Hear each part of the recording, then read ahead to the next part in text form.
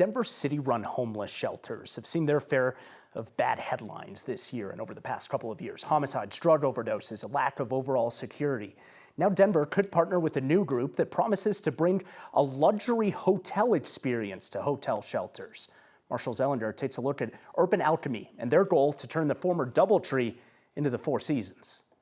It once had a national brand name on the side of the building. Now this Denver hotel turned shelter at 40th and Quebec is called a different tree, the Aspen. The city wants to replace the Salvation Army as the shelter's manager with a group called Urban Alchemy. When we saw the opportunity in Denver to come here and provide our Four Seasons-like shelter experience for the guests here, was something that was a big opportunity for us. That's Urban Alchemy spokesperson Jess Montejano, comparing running a shelter to a high-end hotel. Why make the comparison to a luxury hotel, though? Because no one's going to confuse a shelter with a luxury hotel.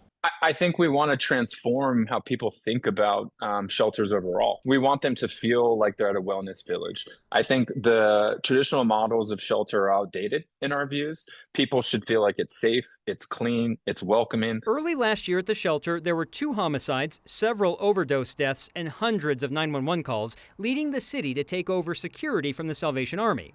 According to a presentation a city council committee will get tomorrow, the 3-year contract is for $30 million total, paid out on a performance-based agreement with Urban Alchemy taking over security. Urban Alchemy is based in San Francisco and has contracts in 6 cities. The city of Austin just ended its contract with the group at the end of September after Urban Alchemy self-reported that employees misrepresented data that tracks progress within the shelter. In Denver, Montejano said Urban Alchemy will hire employees with lived experience as being homeless themselves or formerly in prison. We believe people that went through trauma and crisis themselves are best positioned to help serve and connect with people in trauma and crisis themselves. What would be disqualifying in a background check? We do extensive background checks.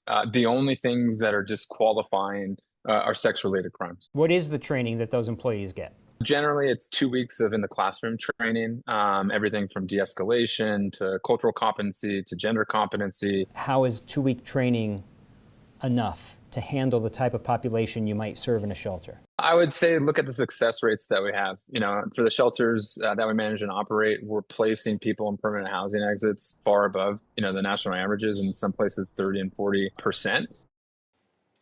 2 other shelters, the one at 46th in Quebec, the former Best Western, St. Francis Center was picked by the city to run that one, and Bayard Enterprises is the group that's the pick for the Tamarack shelter taking over for Salvation Army. Council, however, Mark, still needs to approve these, and these new contracts shift from a reimbursement deal to performance-based, like show us the outcomes, you'll get paid. And that's an interesting change because in the past it hasn't been performance-based. But important to note, Marshall, that these names come out, these businesses, these organizations that could indeed get these contracts. But again, City Council has to approve it. It's not a done deal even close to you. Right, you'll remember when City Council took issue with having to back pay, I think it was Salvation Army at the time, for services that maybe some of the council members were like, whoa, how come you didn't come to us before those expenses were made? But this was in government parlance, it was an RFP, which means request for proposal. So contracts or applications came in, some people vetted them, and these are the finalists that now City Council, I guess, could say no to, but it's City Council's final approval to these solo finalists. And we know that City Council is at least hearing about All in Mile High tomorrow, so we'll keep an eye on that. Marshall,